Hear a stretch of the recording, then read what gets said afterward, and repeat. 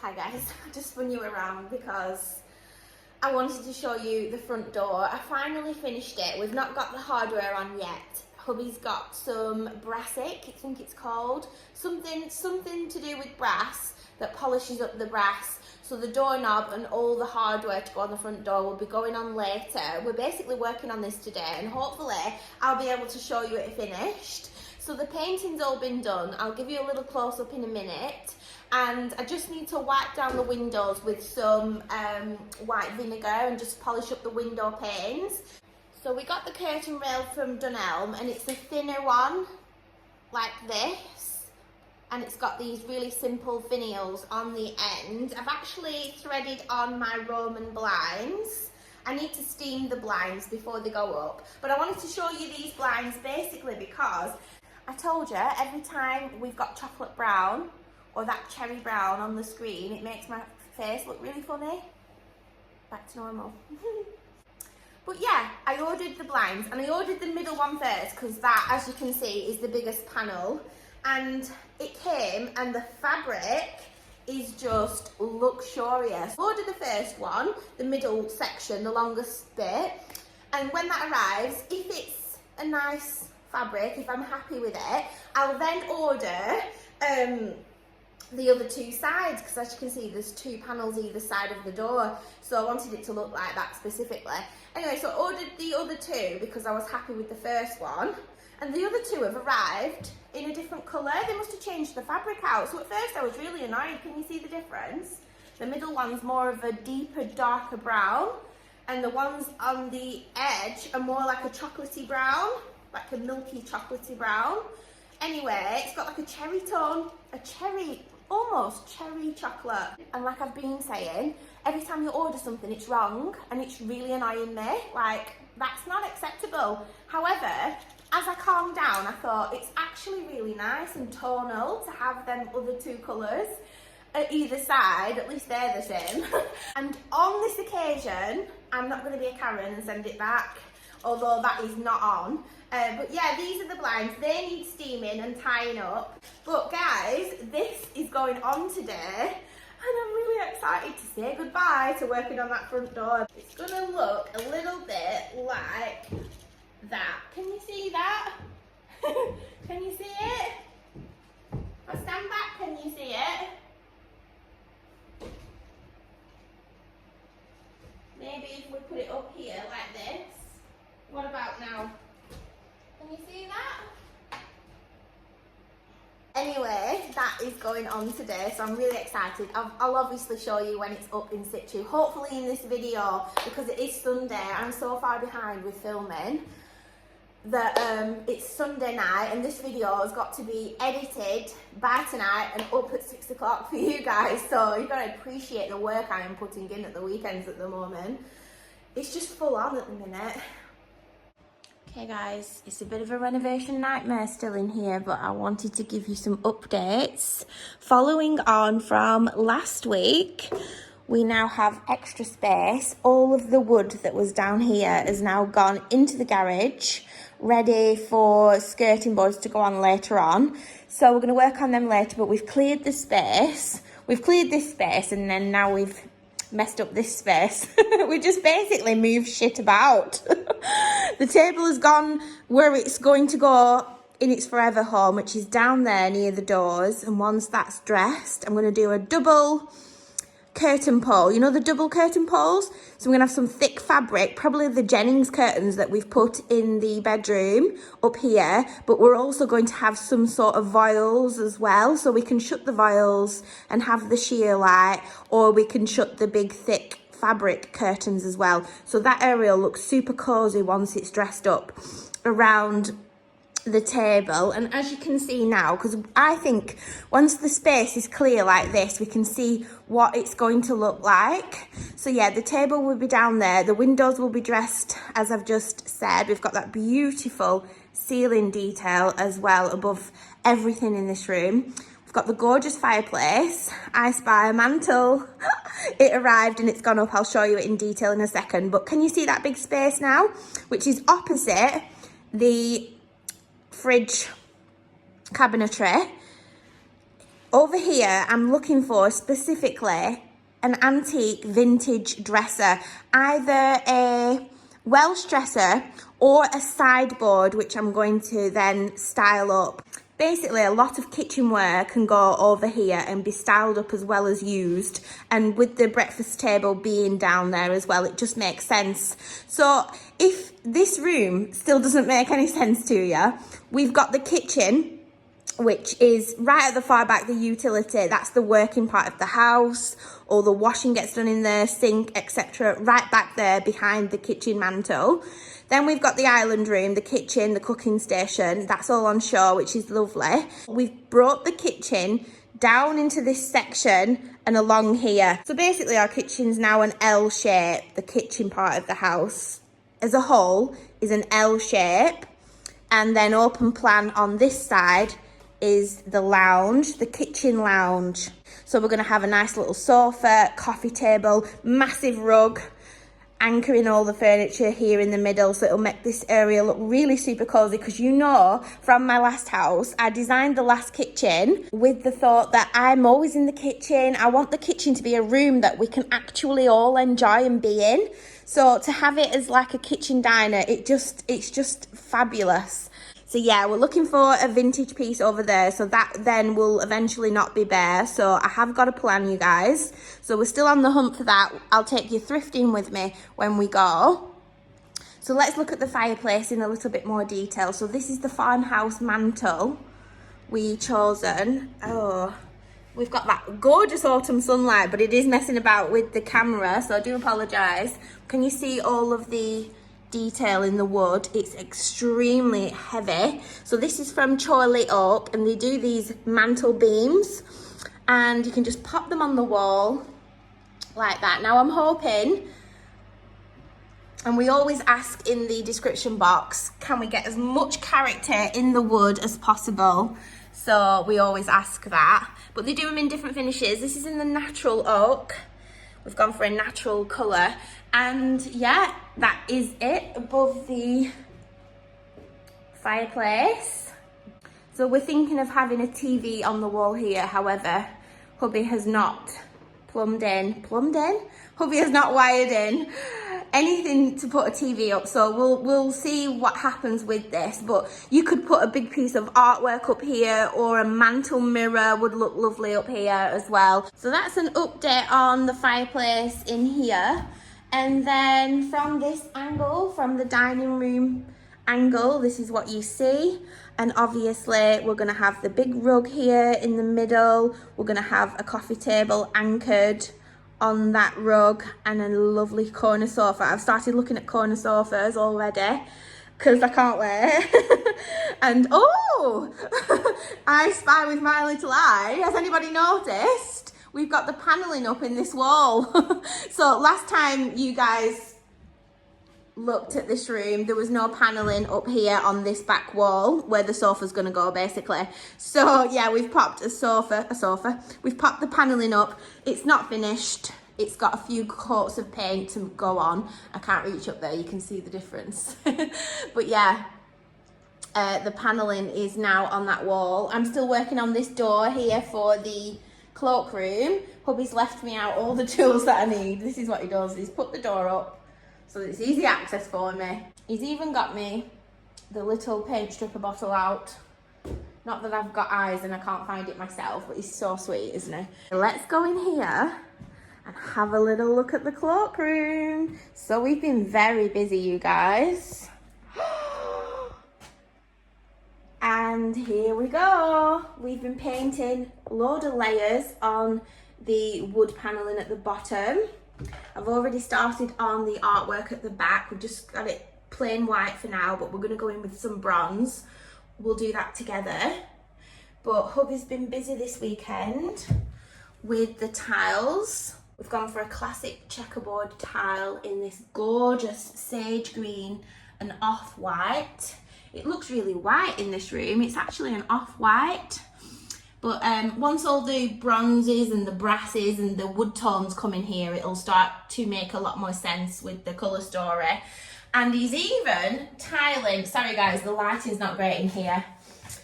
He's even going to tile into the little cupboard there at the back. Ta-da! Under the stairs.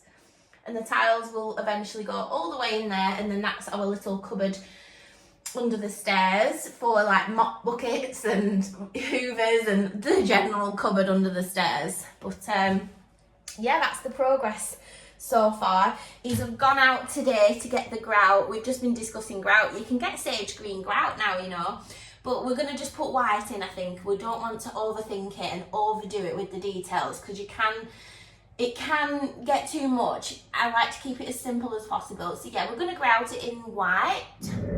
So, following on from the handprint saga, I just wanted to say thanks to everybody for all your comments and suggestions, and quite a few of you mentioned, in fact it was my cousin first, she mentioned that if you've got oil on your hands or something and you make a mark on glass, a handprint, etc., mark on glass, it can come up again later on, like even though you've washed it.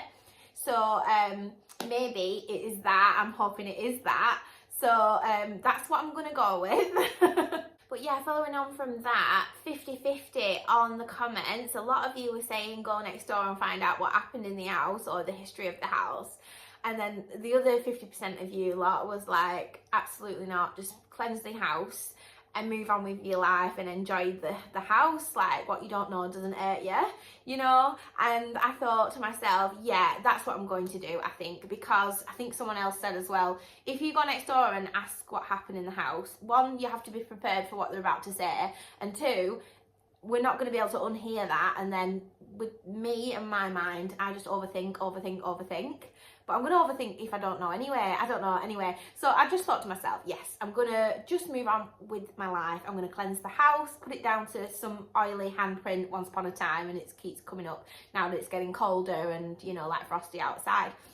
So that was that. However, I'm a big believer in what's meant to be is meant to be, and it will find its way. So anyway, I was outside, I just pulled up outside the house, I was coming back in with the shopping. This was literally a couple of days after I'd posted the video and the comments were all coming through. A couple of days later, I'd already decided to move on and not go next door and ask. So I pulled up outside, I was coming in with the shopping. It might seem the norm to bump into your neighbour, to you guys, but I just never do. Especially that side, I never bump into them. Our houses are quite back to back, facing away from one another, so I hardly see them, and it's very rare that I see them in and out when I'm coming in and out of the house as well, because they're a lot older as well. So yeah, I just don't see them on the regular. So anyway, they were outside and getting out of their car when I pulled up, and I was going to be my usual awkward self and just like be like hello and, you know, get in the house and crack on with my day. But she literally came over to me to ask about the house renovations, and I just thought, you're literally presenting yourself to me when I've just been toying with the idea of should I ask you the questions. And I just took that, guys, as a sign to ask the questions. So I did the awkward small talking thing. I actually just chatted about the renovation and things like that, because that's what she asked at first. And then I just said, can I pick your brains? And she said, yeah. And I said, well, I just wanted to ask about the family that lived in the house before, or the history of the house. So she said that there was a married couple and they had 2 sons. She said the mother and the father didn't get on, and they lived like separate lives and lived in separate rooms and things like that. And eventually she left the household, so that left the dad with the 2 sons in the house, and she moved to Blackpool. She said the 2 boys were really into their sunbeds and going out and things like that. Like, she kept mentioning that they were really into their sunbeds, and the way she was talking about them, it sounded like they were a bit of a Jack the Lads, you know, 2 brothers, that kind of thing. Oh, she also mentioned that the grandmother lived here as well. Now, I'm not sure whether that was the maternal grandmother, the mother's grandmother, and maybe she moved out when the mother moved out to Blackpool, or the grandmother that lived here with the family was the paternal grandmother, and maybe she stayed with the boys and looked after them all. I don't know. I should have asked that. Anyway, she went on to say that both of the brothers died. She said the eldest died at 29 years old. Like, what an age to die. And he died from melanoma, skin cancer, from the sunbeds. And it then made sense why she was going on about they loved the sunbeds so much. So yeah, he died from skin cancer, basically, at 29 years old. What? So sad. She said the younger brother then came home from the Marines when his older brother was terminally ill with the cancer. He came out of the Marines and came back home to be with his brother and his family. So I kindly interrupted her and I said, did he die in the house? And she said no, but keep that in mind because we're going to come back to that later. And if that's not sad enough, she then went on to say the younger brother died from exactly the same thing, melanoma, skin cancer, from the sunbeds. How unfortunate, because I know loads of people that still go on the sunbeds. I used to hammer the sunbeds when I was like 17, 18 as well. Luckily, when Joelle was born, so how old were I then? About 21, I stopped using the sunbeds, and I've been fake tanning it ever since, because it's just like, once upon a time as well, when I was looking at like business ideas, I was looking into maybe opening a sunbed shop, because I used to work at a sunbed shop way back in the day when I was about 17, and I loved it, and I thought, what a great like money making business, what a great business basically for profit. And I just couldn't do it because it just doesn't sit well with my moral compass, you know, like I am profiting off people going on the sunbed who then could get melanoma, skin cancer and things like that. It doesn't sit well with me, and I just could not do it.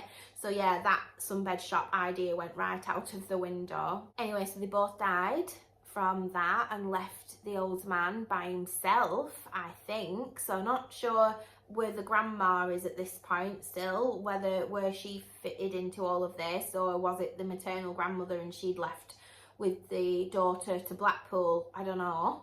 So yeah, that left him on his own in the house, and he used to go up to the local pub every single evening and have a drink. So I think he was a bit of a drinker. She also said he were a smoker as well, which we already know, because obviously that bottom room, that family room, you know, that beautiful, gorgeous, ethereal ceiling that we've got down there, it was thick with nicotine. When we first walked into this house, you couldn't breathe for the smell in here of nicotine. It was just obvious that someone was a smoker, and there was just like little, they call them roll-ups all over the floor. Ugh. One of them pinged up from the carpet actually when I was walking around on the first viewing, and it touched my foot and I nearly jumped through a window. Anyway, yeah, she said that he lived the rest of his days out, obviously, in the house here on his own, just smoking and drinking, I think, which, how sad, you know, both of your children have died young and you've had to go through that. And then, like, your wife left as well, obviously, that's just awful. Oh, how incredibly sad. And then to have this big house on your own, like, that's no fun, is it? Like, oh, bless him. Anyway, so she said that during lockdown he started to take ill, and obviously bad time during lockdown as well. So she was coming in the house and helping him get about his day-to-day life. And then she said that she organised the district nurses to come because he didn't have anybody, he was on his own. She said, and then she said, I'm an early riser, and I wake up really early in the morning. She said, I woke up really early in the morning as usual. She said, and I noticed there were an ambulance right outside. She said, and I knew it had to be for him. It couldn't have been for anybody else on here. He had fallen down the stairs here in the house, and he'd managed to ring himself an ambulance. So the ambulance obviously took him to hospital. And that's what happened, and it's so freaking sad, but because he didn't have anybody,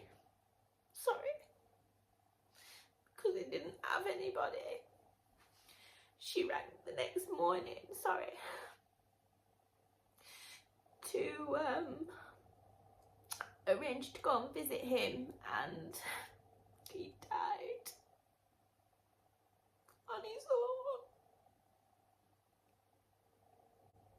and I just find that incredibly sad.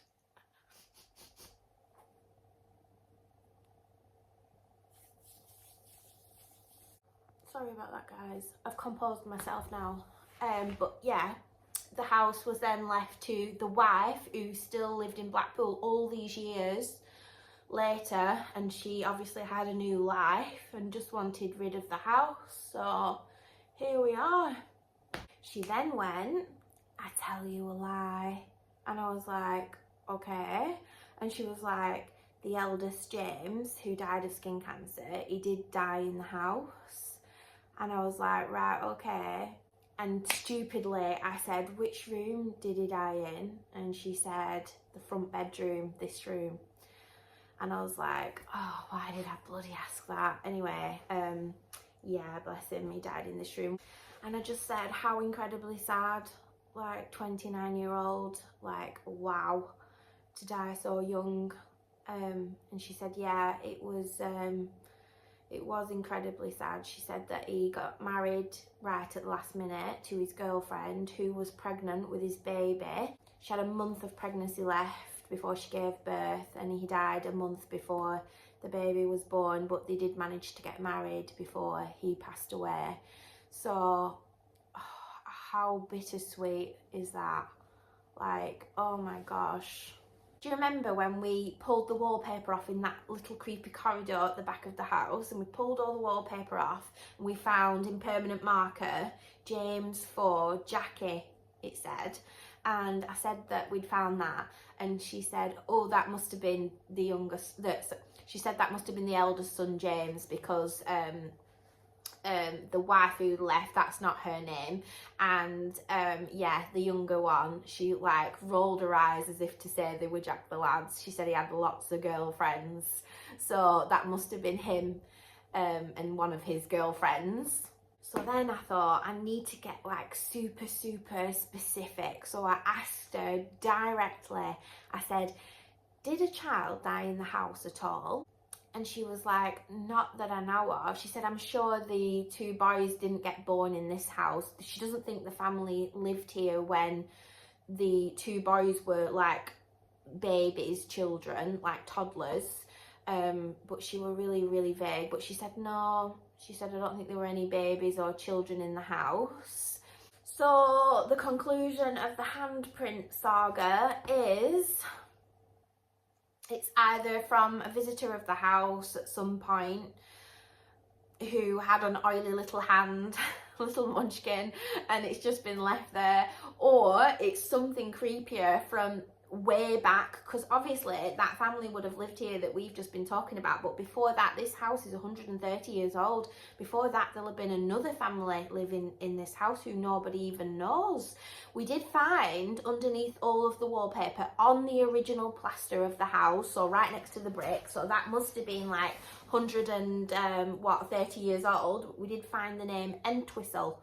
Now, it was very common back in the day for builders of houses to leave their initials and then like inscribe the names into the build. So it might not have been the owner of the house. So we just don't know. But if I ever find out, I will obviously update you all. And I still don't feel creepy in the house. Even now, I know that the handprint is kind of unexplained. We're gonna go with the oily handprint and just leave it at that, I think, because it'll drive me insane otherwise. But obviously asking all them questions has unearthed a lot more information that I didn't expect, which was obviously there's just the sadness around the family that lived here before. But yeah, it got me thinking that, you know, one day in 100 years time, we'll be part of the house's history. We'll be dead and gone. The house will be sold on, we'll have no more possessions, they'll all be given away, sold, like nothing is yours in this lifetime. None of it matters. Like none of it really matters, does it? And it's just a painful truth that none of us are going to make it out alive, none of us. And the only thing we can do while we're on this planet in this lifetime is to live intentionally, be kind, make a difference where it counts, treasure your family and your friends, make all the memories you can, and be as happy as you can while you're here, whatever that means to you. So on that note, I am going to bless the house. I'm going to pray over the house. I'm going to pray for the families that have gone before us. And then we have to move on, you guys. I have been working so hard to bring this house back to life, and I hope I am doing it justice. And yeah, we're going to try and enjoy the house and make as many memories as possible. So guys, on that note, I'm going to leave you to your Sunday evening. Let me know what you think in the comments, because I love chatting with you guys down there. I'm going to pour myself a glass of wine. I'm going to enjoy a nice big Sunday roast with my family, and then me and hubby are going to cuddle down and watch Harry Potter, whichever one we're up to in the Harry Potter marathon. I will see you in the next one. Bye.